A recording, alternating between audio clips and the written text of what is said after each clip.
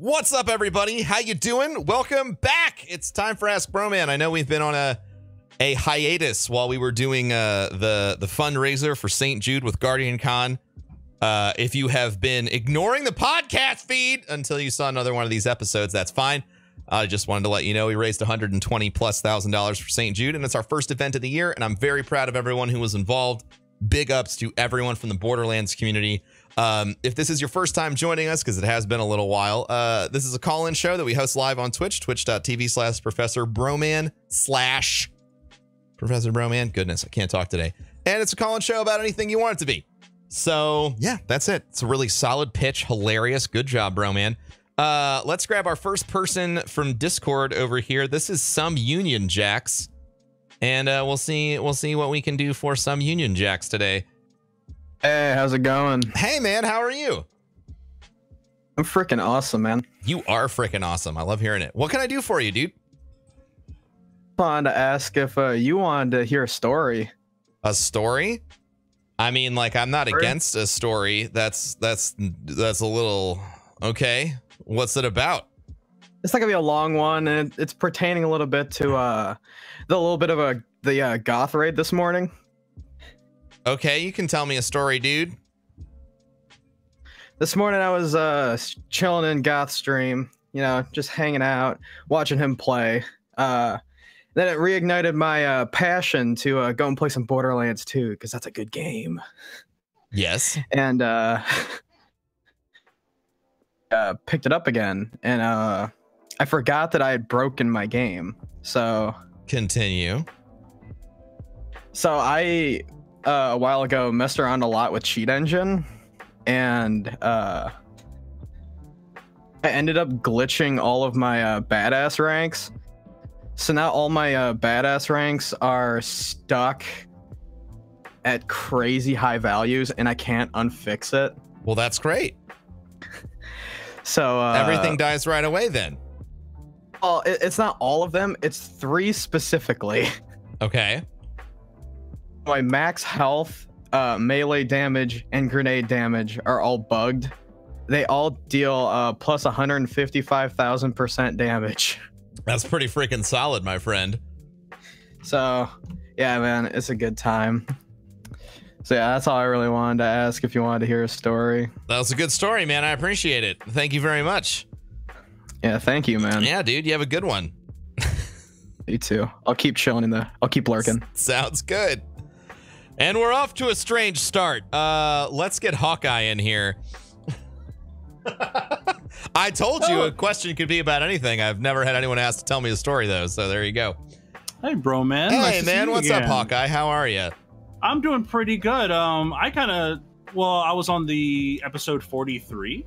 Yeah, I know. I remember you. So it's been a little while. It's actually been like almost a week since I've started streaming. Cool. So I kind of wanted to give you like an update on that.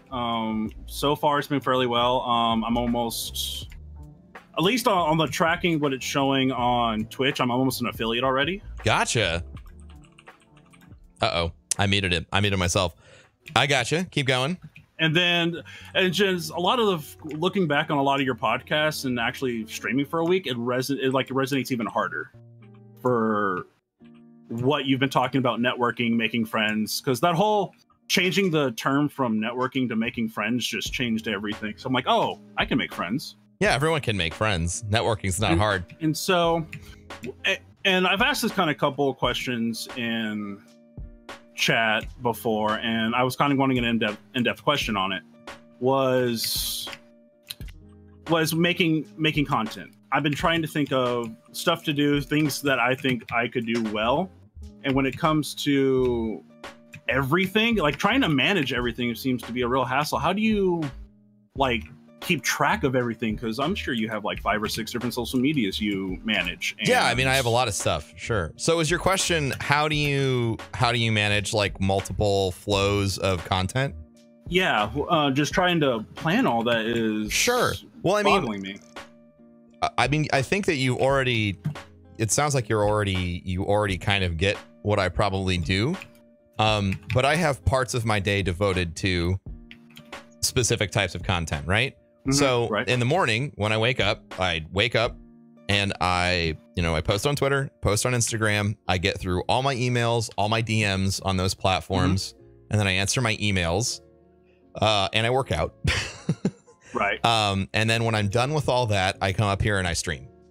And then when I'm done streaming, I record a podcast episode. I talk to Tullis, who is my editing assistant. I have video production assistant for all my YouTube stuff and any funny, silly shit we put on Instagram. Right. So I try and talk with him. And then I interface with my management team, who, they'll let me know if I've got anything coming up, if they'll ask me about any opportunities that they've had come across their desk and things like that. And then I usually hang out with my wife for a couple hours, and I go to bed. And every day is pretty much the same. Wow. Okay. Some things that I want to add in there, I don't really utilize Snapchat as much as I'd like. Right. I also have to, whenever I have a relatively decent amount of downtime, I try and learn. So I don't have daily time allocated to that, but if I ever have extra time, I try and learn about whether it's new fundraising strategies that we can maybe implement for GuardianCon, or if it's new marketing techniques, or if there's a new social media thing that's popping off. Everyone's really all over this Vero thing. Yeah, I've been seeing that too. Yeah, so I try and keep myself up to date on that stuff, because you never know what the next big thing could be. So you might as well just keep yourself up to date on everything instead of trying to pick winners and losers. Right. That sounds familiar, and just in my field. I'm in IT, so we got to keep track of everything. Yeah. So what I would recommend is, if you're starting out and you've got your, let's say you have a set stream schedule and you want to add a piece of content into your day, right? The first thing you need to realize is that it's going to take more time the first 2 weeks that you do it than it's ever going to take again. So I wrote YouTube off for the first 2 years I was streaming, because I was like, there's no fucking way, because it would take me 2 hours to make a YouTube video. Now it takes me 15 minutes. Because I just didn't know, I didn't have the techniques down to do it. So I would recommend scaling up slowly. And then once you feel like you've got a handle on whatever the new thing in your feed is, and you know how much time that takes out of your day, then you can take the next thing that you want to stack on top of it and do it next. But keep understanding that approach. I think something that frustrates people a lot is they'll say, hey, I want to do this piece of content. I want to start putting shit on Instagram, but I just don't know how. Accept the fact that you're going to suck shit at it at the beginning. You're just going to be horrible. Right.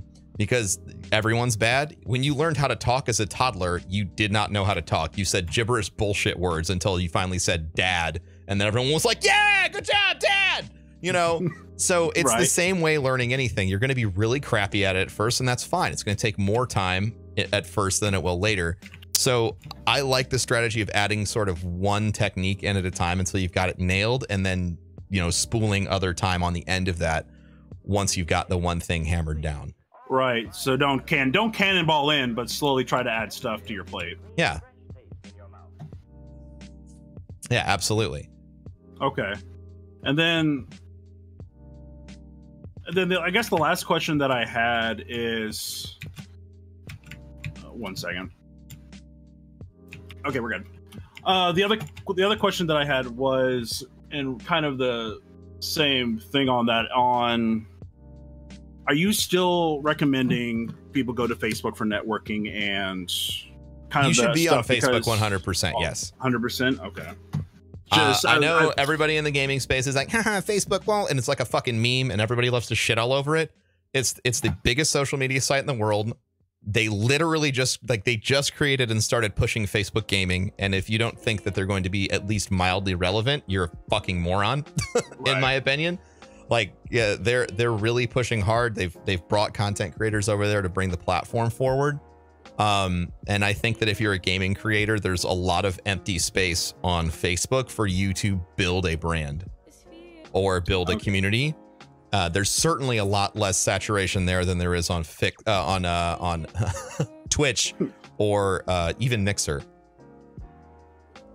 Okay, I've been agreeing with that too. It's just, on one of your other things, the other podcast, you were saying that people need to make the jump if they're going to switch platforms. And I've been kind of debating that myself, but I've been seeing decent growth, at least on Twitch. Yeah. At least, I mean, it's only been a week, so I really don't know what I've had. It's been well, I can tell you that when there are things that drive growth really well organically. One of those things is getting started. Oh, this is new. I want to be part of it. Another one is hitting a milestone. Oh, this is awesome. I'm going to bandwagon on this. You know, or there's like life milestones, things like that, you know, that are always just sort of good for natural organic growth. But you're smart in realizing that it's not indicative of the long term.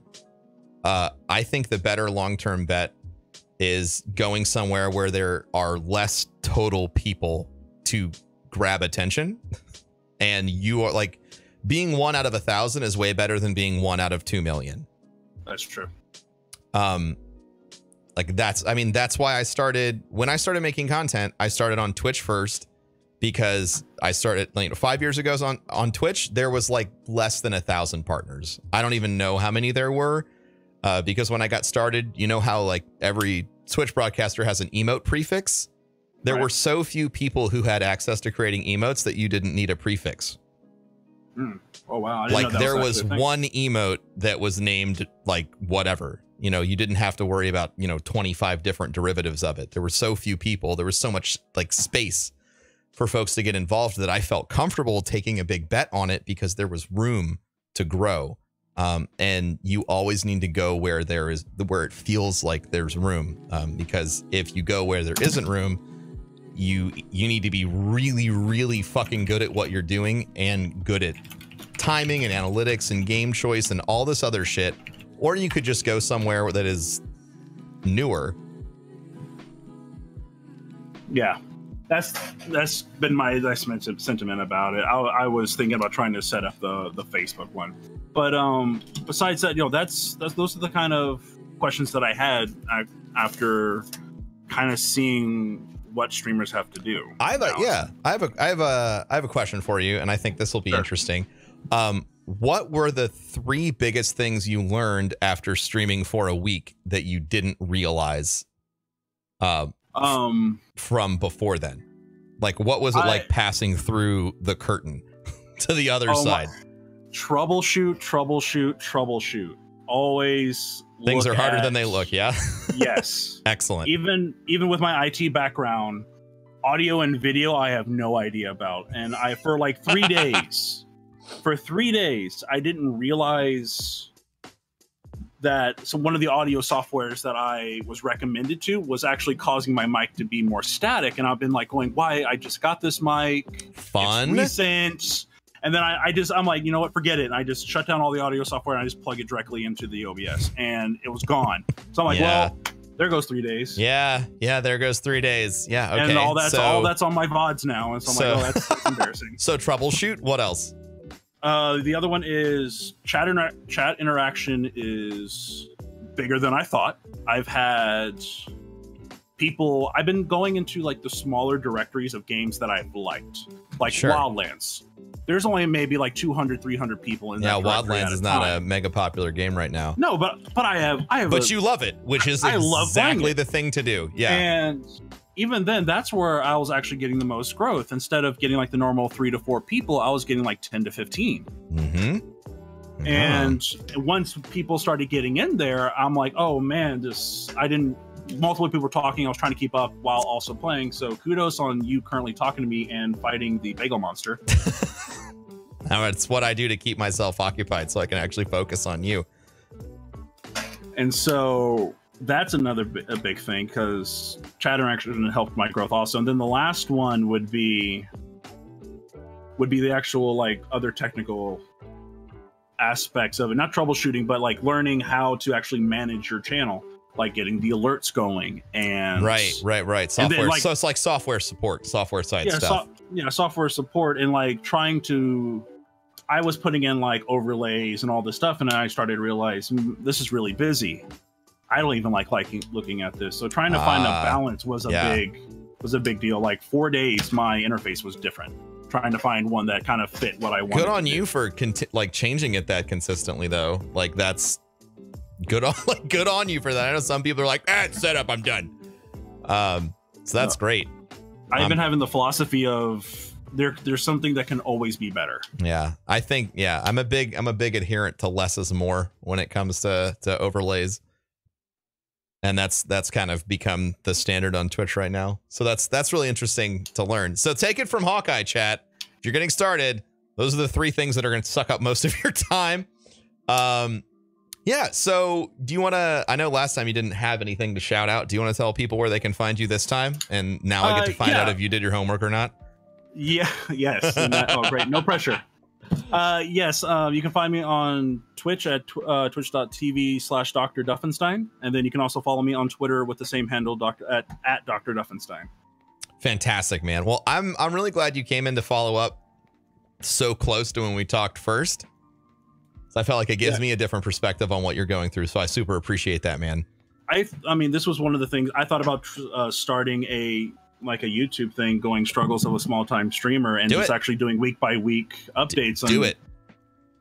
Kind of what I've gone through. Oh, one other thing I learned, and I kind of did. So my original Hawkeye account, I turned into my troubleshooting account now. So now I will stream on that to test everything, and then switch everything over to I have a dummy channel as well that I use whenever I need to troubleshoot something. That's smart. Yeah.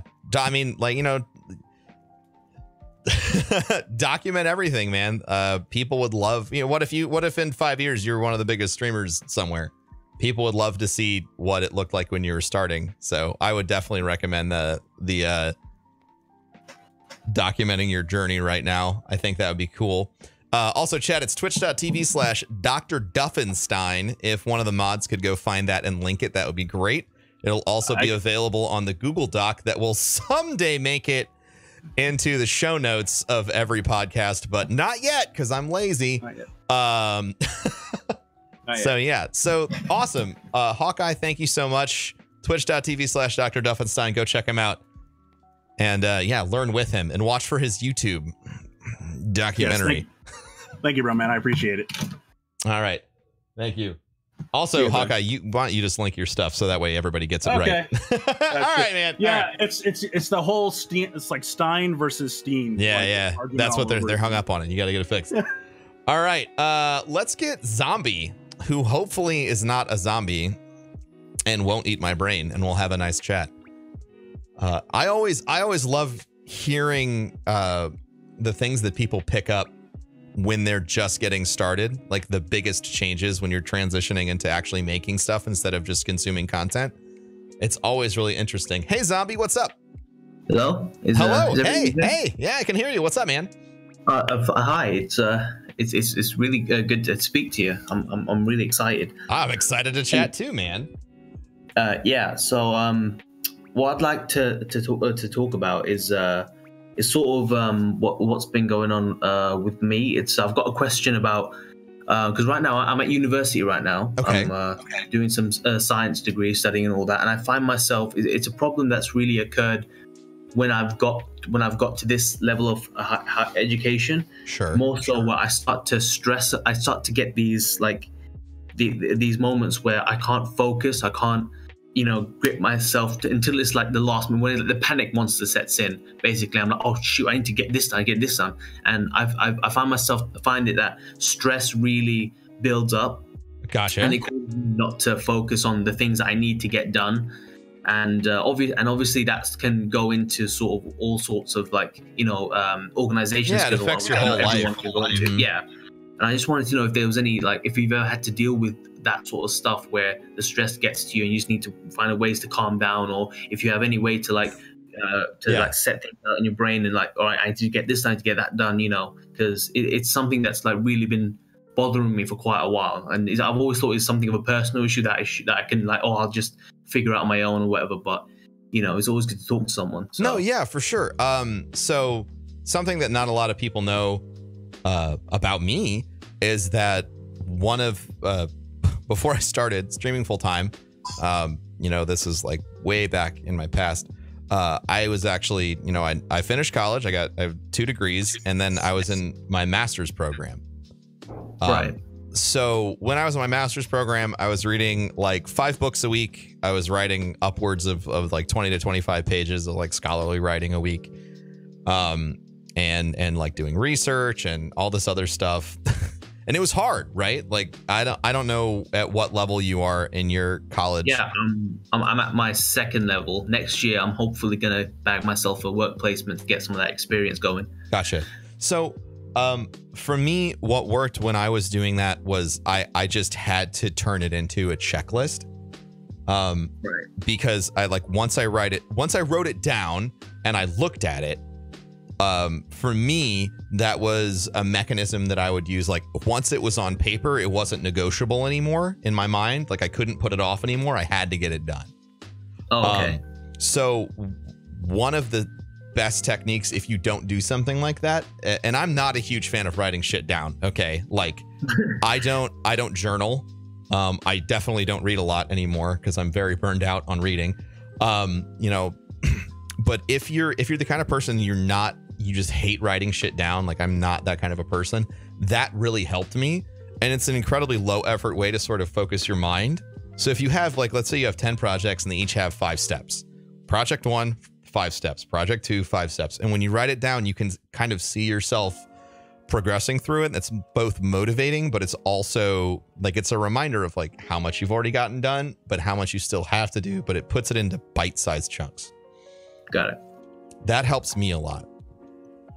Does that sound like it's gonna help you out, or are you more of like, I'm procrastinating like a motherfucker and not doing my job? Well, it's a bit of that. I think everyone has a bit of procrastination issues, but it does seem like some people don't, but we call all of them crazy. Yeah. I just thought with everything, like, because I'm in my 2nd term right now. We have 3 terms in a year, and it's getting, this year's like the coursework heavy term, and I'm just feeling a bit. It's getting to me a bit, you know. I have to make sure I call up my family and just keep myself grounded and whatnot, so I don't lose myself in my work. I mean, this is the other thing, though. If you have to disappear off the face of the fucking planet to everyone who cares about you to get your shit done, do that. One of the things that I regret massively from when I was in school was I tried to play keep up with all my friends. So I would try and maintain all of these relationships along with school. And some people might disagree with me, and that's fine. But, you know, if the whole point of your life is to get an education, then get a fucking education. Like, if you've made the choice to commit to getting yourself educated, then that comes first. And if your friends and family can't understand that, okay, goodbye. I'll see you when I'm done. I didn't do that when I started my education. I did do that when I started broadcasting and making content. And when I decided to start doing this full time, and the dividends that get paid out when you fully commit to saying like, this is my job now, this is my focus, and you put it above everything else, knowing that it's temporary, you get a lot more done. Then it also kind of unshackles you, because when you don't have to sit there and constantly obsess about like, how am I going to finish this paper and then make sure I still have time to call my mom. And it's just, I need to finish this paper, and if I have time, I'll do these other things. There's a lot more freedom in your work. And I found myself working faster once I started approaching things that way. Yeah, 100%. I understand. Yeah. Yeah. So that's where I'm at, man. What are you studying? I'm curious. I'm studying microbiology and immunology. Oh, shit. Okay. Yeah, it's most of my other friends, they've really sort of head down that whole doctor medicine route. And I'm more of somewhat of a lab rat, really. I like to be in the lab, get my hands dirty, that sort of thing. So that's where my passion is, really. I couldn't see myself working in an office. I have to get down with physically and just get my stuff done, you know, in just experiment. That's super fucking cool, man. Yeah, I'm glad that you feel that way about it. Yeah, thank you for so much. People didn't really get it. Really, they were like, why don't you just take it easy with all that stuff? You know, you can just sit there, just write papers all the time. It's like, no, it's like I want to learn. There's one thing that got me in science. I remember my first time in primary school. we were just learning about plants. That's all we were, just about plants and fertilization and stuff. But that got me so hooked. I was like, oh my god, there's so much I can know that I can find out about. And there's some stuff that you know, no one's ever found out about yet, that I could be the one to find that out. And that's gripped me from such a young age, and that's why I'm really passionate about wanting to go into micro and immuno, especially with like autoimmune disease. That's like that's not my focal point right now. That's why I'm looking towards. Is that something you deal with personally? Or in your family? I've heard. I have Crohn's disease, like gripping, which is an autoimmune disease. So that's, sorry, that was really blunt. But no, I'm always super curious. No, I don't have any of that personally. I don't have family members, but it is something that I have read about in the papers and I've heard stories about, and especially with stuff like multiple sclerosis, that sort of stuff. Yeah. It's like it's a deadly thing, and it's something that you can't control, or that you can't influence your life really from a young age to prevent yourself from having. If you get it, you get it, and that sucks. And I want to get to a place where, you know, you can make that change. It's like, if you've got that, that's fine. We've got that for you. Take a couple of these, a couple of that, we can fix it. So I'm looking towards that future. That's fucking awesome, man. I'm glad, like, I can tell when people talk about something that they're passionate about, and when they're like when they're focused on something like you are, it's great. I think obviously you're on the right path in life. If you're this passionate about biology, lit up, everyone in chat loved you. The one more, I'm excited to see where you go for the rest of your life. The one more thing I wanted to add, like, that was my coping mechanism. That's how I handled things. It might not work for you, and that's fine. If what I said, like, it's just like totally off base for you, I'm sure that there are people around you, like at your college, that you can go talk to about this and be like, hey, like, I need some help structuring my life or handling this mental stress or whatever, and they'll be happy to like sit down with you and work out a plan. For me, being able to move forward meant putting what I was doing first instead of trying to keep everything at number one. I actually made something number one, which might be what works for you. But if that doesn't work, if that's not what needs to work for you, you do need to figure that shit out. You know, so that's my approach. I'm sure there's other people in your life that have different ideas. I'd chat with them, and if it gets, you know, obviously if it gets really bad, like with any mental health, anything, you know, talk to a professional about it for sure. 100% will do. Thank you. Yeah, dude. Do you have any socials, or you want to shout out where people can follow your journey into becoming like an ultra super genius microbiologist? One day perhaps, but as of right now, not really. I'd actually like to take this moment to like say thank you if you let me. No, no, sure.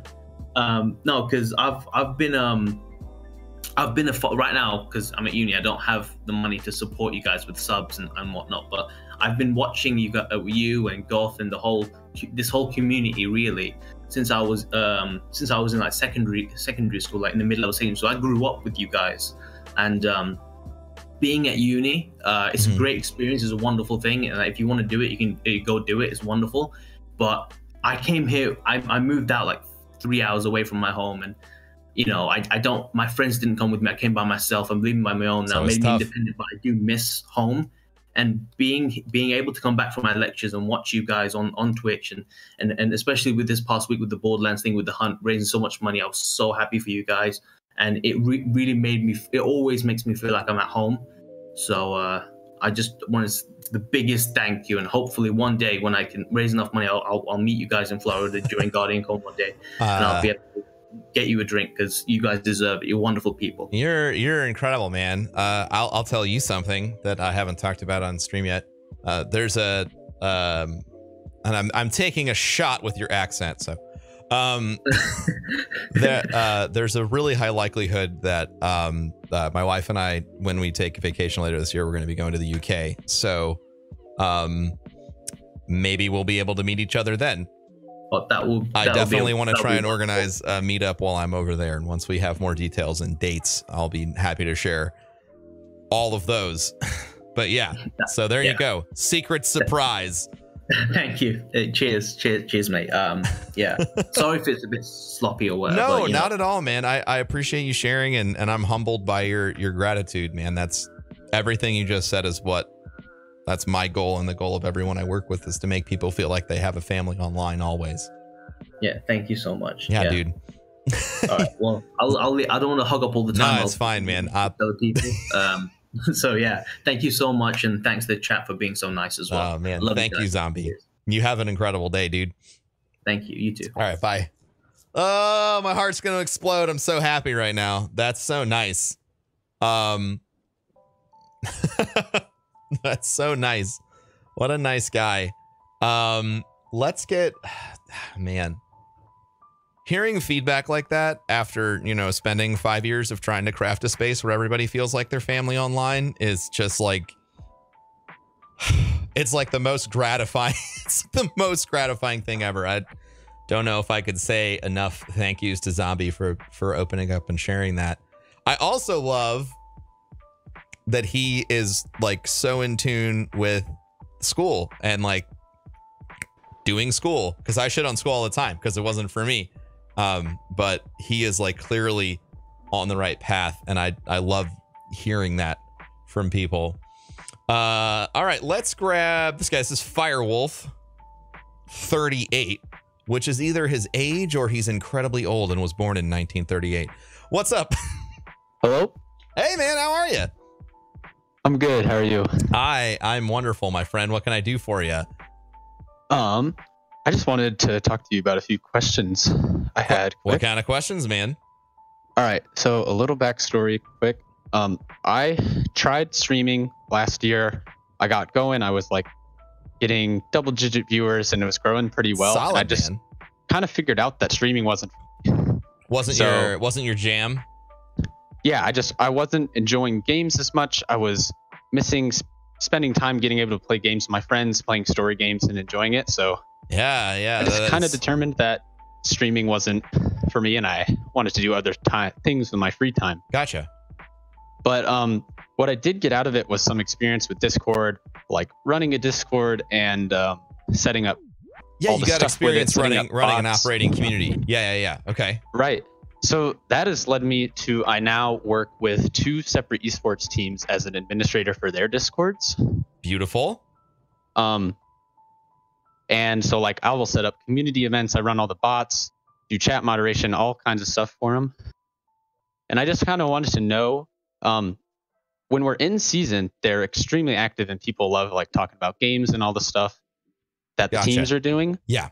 But we seem to have an issue when it's not in season. People just kind of die out.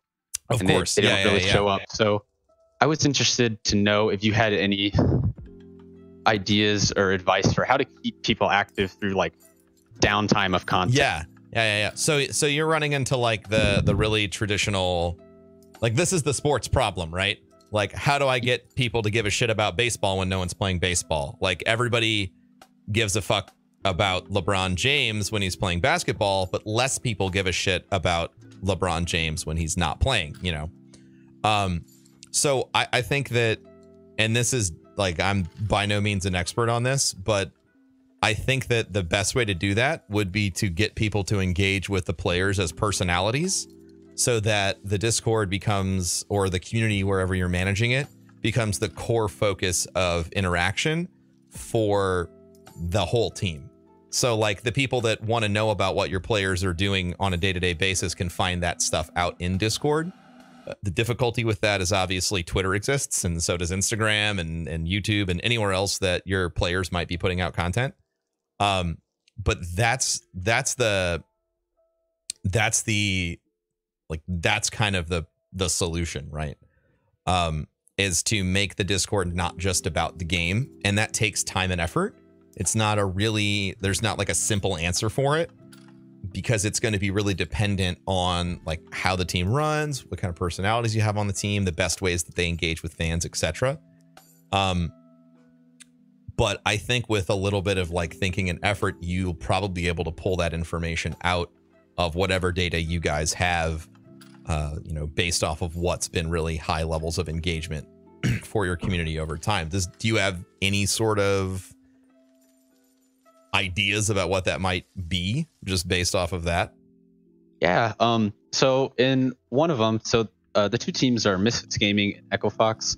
Okay. And one of them, we've started doing, and it's the Ask a Misfit series.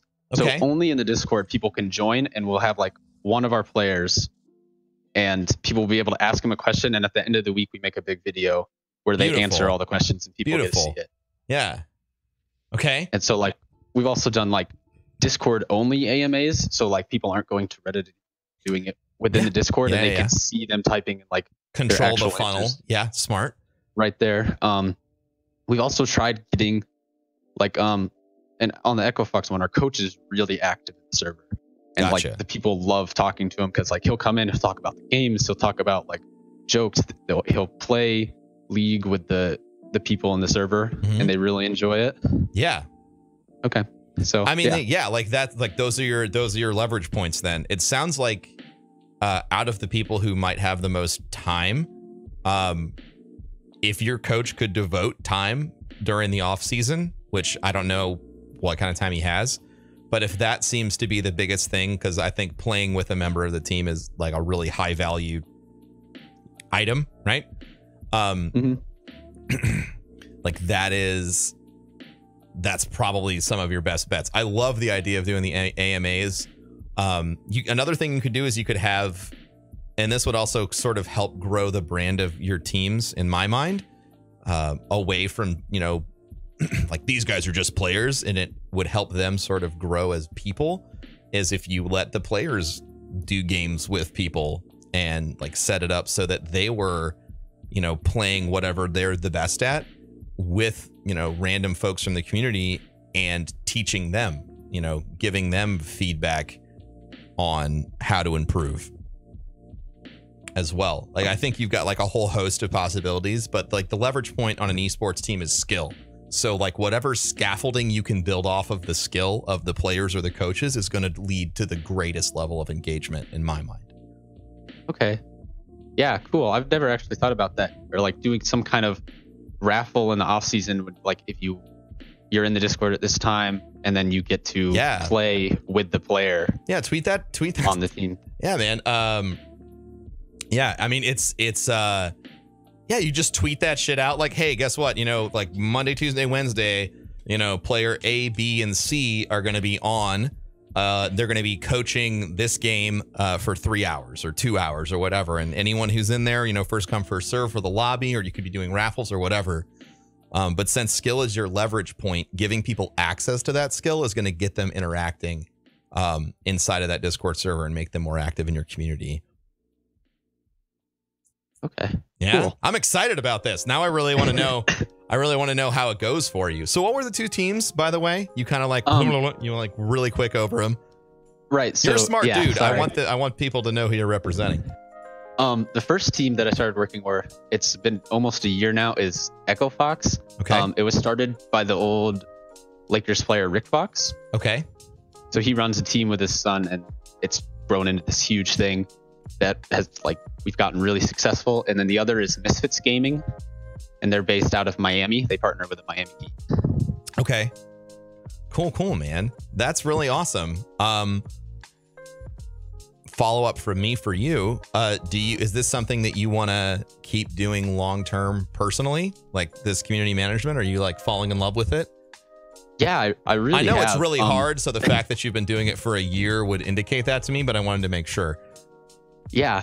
So I'm in college right now. I started as a software engineer, but I'm really considering a switch to journalism and mass communication with like a video production focus, so I could continue into esports as like a full-time thing.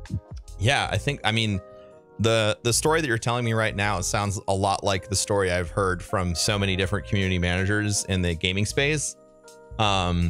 You know, like Deej from Bungie started out running a clan blog and forum page for Halo 2, and now he's the community manager for Destiny 10 years later. So what you're doing right now definitely has like a lot of future job value if it's something you love. And it's getting a degree in mass comm and then understanding how to do, you know, AV video editing is like, you are like a full package asset as a community manager, because not only can you design, you know, the activations necessary to drive the engagement, but you can also produce the content based off of that to like, you know, run the engine. I'm fucking excited for you, man. I'm stoked. This is great. Thank you. You have a really good opportunity in front of you. I'm excited. Yeah, I got started. I was running just a fan Discord server, and then they made the official one, and someone's just like, hey, this guy was running a fan server for a while before this. You should bullshit, man. Check him out if you need help. And I was like, oh, okay, I guess this is happening now. And it's led to I'm now interning with them as a social media intern, doing like social media analytics and then video production, and I also do written content. Yeah, for Echo Fox. So I'm gonna put you on the spot. How much free time do you have? Not a whole lot. Not a whole lot right now. Okay. Between if school you're interested, and work. If you're interested, I would and you're looking for more experience and maybe a little bit of a different space, I'd love for you to send me an email. We're looking for people to help us with socials around the GuardianCon event, especially like the month lead up. So if that's something that interests you, I just want to put that on the table for you. Yeah, that'd be awesome. I'll definitely send you an email. Send me an email and I can run you through a little bit more detail of what we're looking at. But that would be, that'd be awesome, and it would help you and it would help us a lot. So yeah, okay, awesome. Yeah, that sounds really cool. Yeah, cool, man. Well, I'll talk to you then. Do you want to let everybody know where they can find you, or any socials or any events that you want to promote for you or your teams that you represent? Yeah, I don't really stream anymore, so my personal content is just kind of down. So do you mind if I just link the Discords to the two teams then? Yeah, absolutely. Yeah, if you want to shout out your team Discords or whatever, we'll set it up, man. All right. Awesome. This is so cool, dude. Like I'm grinning from ear to ear. You're like you're in such a great position right now. I really can't wait to hear where you're at in like 4 or 5 years. It's gonna be fucking dope. Awesome. Thank you. All right, man. Well, link those things in chat, and then I'll make sure that they make it to the invisible Google Doc sheet that is not in the show notes yet, and I'll talk to you next time, man. Awesome. Thank you so much. All right, dude. Bye. Bye. That is so cool. Like, I want to highlight this point that he made. He was just doing something that he was really passionate about. Somebody gave him an opportunity to do some free work and manage these Discords. He took it, and now he is like on a fucking fast track path to any community management job he would probably want in 4 or 5 years in the gaming space. Like, you and this is something I've said a lot, and we still operate, like I still operate everything I do on this same scale, that you need to prove your value before you have an ask. And that's one of the things that we have been setting up with GuardianCon.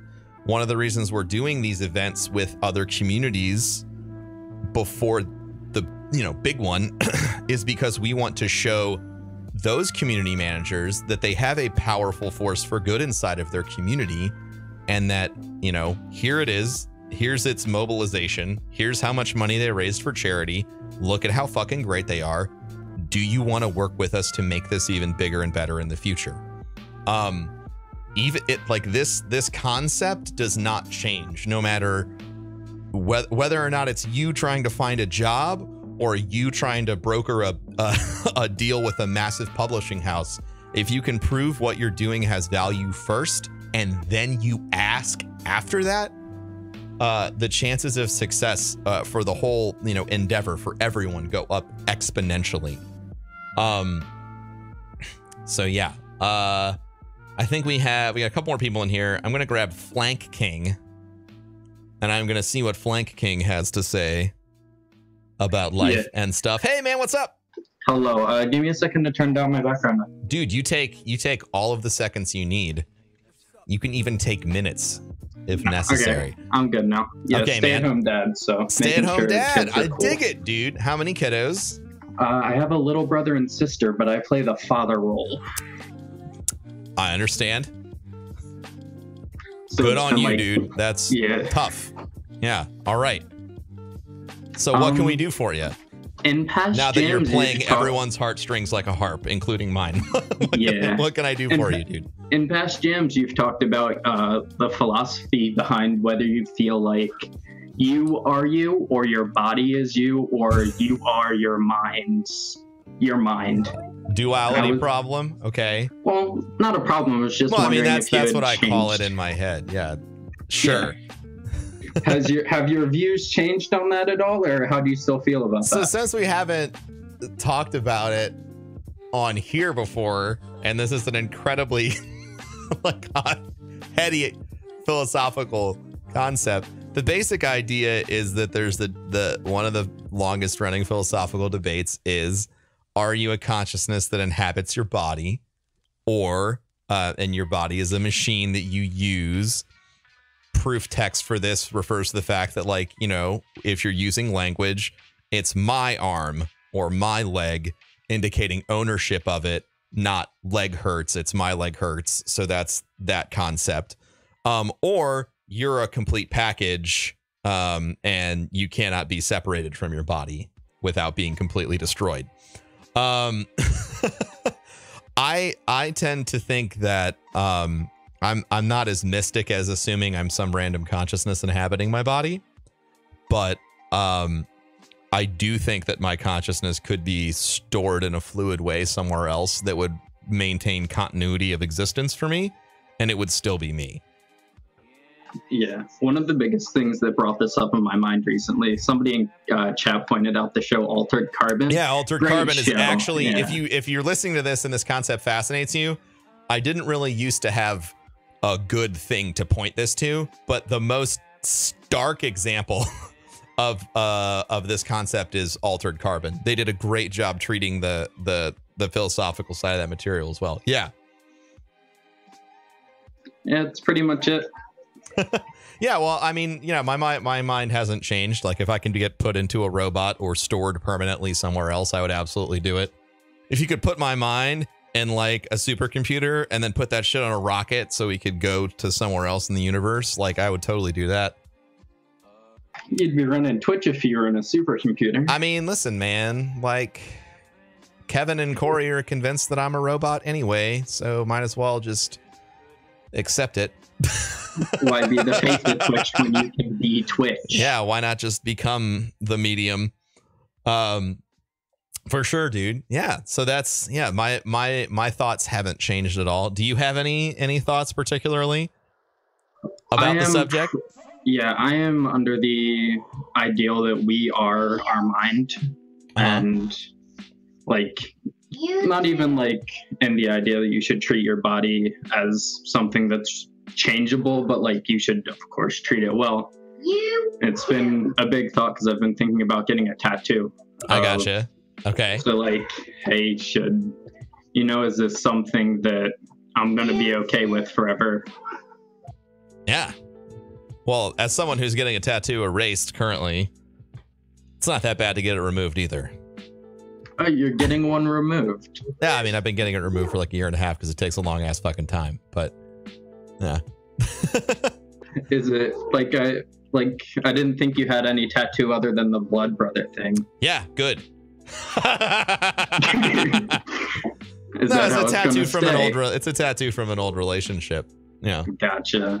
See, that's funny you bring that up because my tattoo is my old relationships. I'm very much in the ideal that every relationship teaches you something. Yeah, that's true. That's So, wise. I'm getting like a backstab tattoo and getting a heart on my sleeve. Gotcha. And the heart's gonna have a like a symbol of all my past relationships. That's pretty cool, man. I like that. It's a solid concept. Yeah. Yeah, man. Well, Flank King, thank you so much. Do you have anywhere like people can follow you on social media and find out what it's like to be a father figure of some fantastic brothers and sisters? I mean, I'm in chat. I'm in chat right now. People can DM me or whatever. I stream here and there, but it's really hard being a father of two, basically. I love it, man. You're a great guy, and if there's anything, we're always here for you. If you need a place to decompress, And, you know, if you need any help, I don't know what I can do from all the way over here, but I'm available. No, I mean, like, I'm perfectly fine. It's just, I don't know, nothing crazy. I got you, man. Yeah. Just putting it out there. You never know, dude. Hope to see you guys at GuardianCon. I will hug the living crap out of you, dude. Yeah, but take care. All right, man. Talk to you later. All right. Good episode. Great episode, everybody. Ask Broman chat. Thank you very much for listening today. If you are listening out there on iTunes or Anchor or Google Play or hopefully Spotify, it's coming. It's happening soon.